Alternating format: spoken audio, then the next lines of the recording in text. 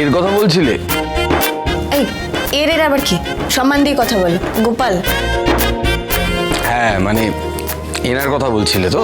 হ্যাঁ, কাল সারা রাত জেগে আমি গোপালকে সাজিয়েছি। কেমন হয়েছে? দারুণ।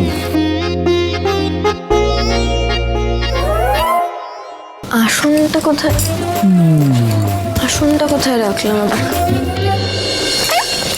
কি করছো দিবা? পড়ে যাবো, মাথা ঘুরছে, মাথা ঘুরছে, পড়ে যাবো। মাথা ঘোরাচ্ছে? হ্যাঁ। ঘোরাক। আর কি করছে বলো তো দেখি আমাকে। আর কি করছে বলো আমাকে। কি হচ্ছে? না, পড়ে যাবো। পড়ে যাবে? আর বলো। বমি পাচ্ছে? হ্যাঁ বমি পাচ্ছে। না, বমি পাচ্ছে না, কিন্তু তুমি যেভাবে ঘোরাচ্ছ আমি বমি করে ফেলবো। ঠিক আছে, পাক না বমি। বমি করবে তারপরে আমি সেই বমি পরিষ্কার করে দেবো। ইস, ঠিক আমাকে নামাও। দেবে ছাড়ো। দেবে, আমি পড়ে যাবো। পড়ে যাবে? হ্যাঁ। হ্যাঁ আমি ডাক্তার নিয়ে আসবো। এটা কোনো কথা নাকি? আরে ঝিলিককে দেখলে না কিরকম মাথা ঘুরে পড়ে গেছিল? আমি জানি তো, এক শালিক যখন মা হচ্ছে তখন অন্য শালিকও মা হবেই। মেহনতের ফল কখনো মিথ্যে হয় না। দেবা, নামাও ওকে, নামাও। আচ্ছা। কে বলেছে তোমাকে আমি মা হচ্ছি? হচ্ছ না? এই যে বললে সারা রাত তুমি বসে বসে গোপাল সাজিয়েছো। বলে না গোপালের নামই কপাল, না কপালের নাম গোপাল। মানে আমার কপালটা খুলবে, মানে গৌরবের মতো।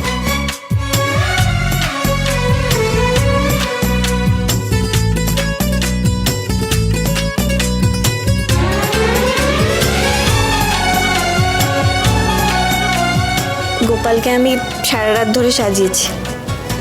এখন থেকেই ছোট্ট গোপাল ঝিলিকের কাছে থাকবে। একটা আমাদের জন্য সাজাও না, আমাদের ঘরে রাখা থাকবে।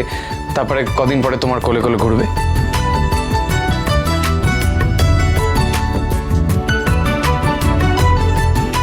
এখন না, আগে আমি মাসি হব তারপরে। এখন চলো গোপালকে ঝিলিকের কাছে রেখে আসি।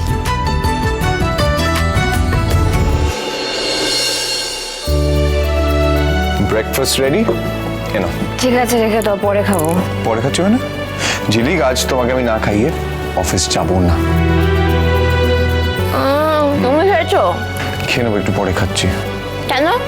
তোমারও তো খাওয়া উচিত, তুমি তো প্রেগনেন্ট। আরে ভগবান, কেন যে আমি তোমাকে এই কথাগুলো বলতে চাই ঝিলিক। বি আর প্রেগনেন্ট। ওই জন্য স্থান কাল পাত্র বুঝে কথা বলতে হয়। এখন যখন বলেই ফেলেছো তোমাকেও খেতে হবে।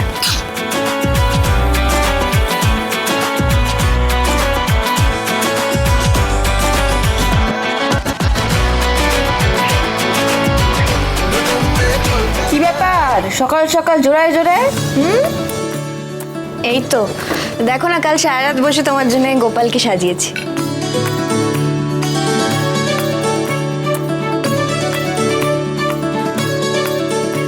দেখি দেখো,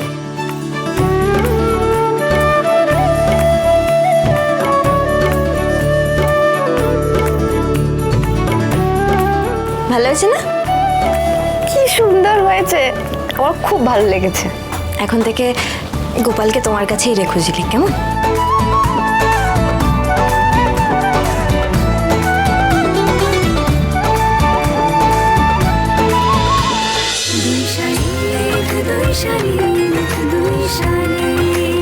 স্টার জলসায় ও জিও হটস্টারে